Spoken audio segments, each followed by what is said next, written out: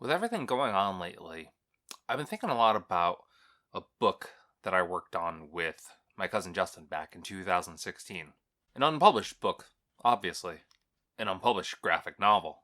We had a number of titles for it. We called it a lot of different things, but I think the one that we finally actually settled on was A Very Stable Genius. We wrote it around this kind of funny assumption, funny at the time, anyways, that leading up to the 2016 presidential election, Donald Trump's sole purpose as a former friend, as a former donor, was to guarantee Hillary Clinton's election, this election that she couldn't have nailed on her own, that he saw it in himself that he had to get this done for the best possible future. Like he was this was his sole purpose to be around. Obviously, fictional satire. But we base this a lot on what we saw in reality. It incorporated debates and it incorporated his press conferences, incorporated everything. And to do this, we suppose he had to systematically just destroy every single one of the other Republican candidates that by all rights were better candidates than him, but he came in as the outsider, and he kind of came in and he roasted them, and he destroyed them, and he undermined everybody's belief that they were good candidates. And that was his whole reckoning, that he would come in and he would destroy everybody and then tank the election, basically.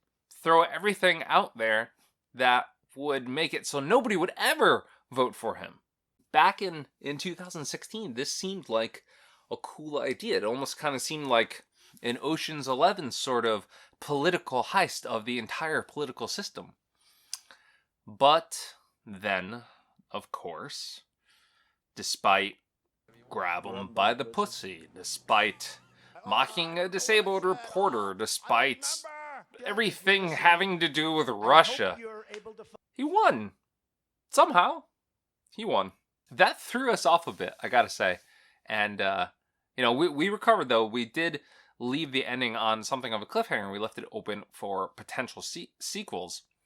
And where that would have gone in our heads were, after he won, he realized that he could irreparably harm the Republican Party. Make it so that the Republicans will never, ever, possibly ever get reelected. Ever! It obviously would have included stuff like his love of dictators, his disdain for Black America, his treatment of protesters, as we've seen lately, his mockery of the LGBTQ plus community, his targeting of any and all media personalities who criticize him, his blatant disregard for Puerto Rico and a certain paper towels photo op, his destruction of any semblance of a productive government and nearly every one of its checks and balances, and his weekly golf regimen, his continued incarceration of immigrants, his separation of families, and basically putting the Statue of Liberty in check, his absolute mishandling of the COVID-19 crisis, his impeachment on the grounds of abuse of power and obstruction of Congress, and his continued promotion of violence, outrage, and murder, to name a few things. It would have made for a good book, I think. Still could. Not under me. I'm not going to be writing. I won't be drawing it. Frankly, I just got tired of looking at his face, and I got really depressed just thinking that despite everything that was here, that he actually won. Talk about a long shot at the beginning, right? Gah. And I mean, while we were writing it as purely satirical fiction, I mean, I realized somewhere along the lines that the book could actually make Trump look good. From a certain perspective, he could look good. People might vote for him on the off chance that this was actually the truth, that maybe he was doing this to damage the Republican Party. Maybe people might vote for that because they knew it might be better long term. But I couldn't do that. I had to draw the line there. I mean, just given the damage that's been done. I mean, we look at it today. He's appointed nearly 200 federal judges, including 2 in the Supreme Court. I couldn't in good conscience do that. Besides, I think Biden needs all the help he can get this year.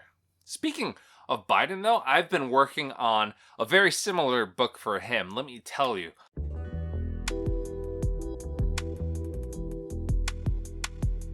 It's got everything. It's got everything going back. It's got all the things he's hugging.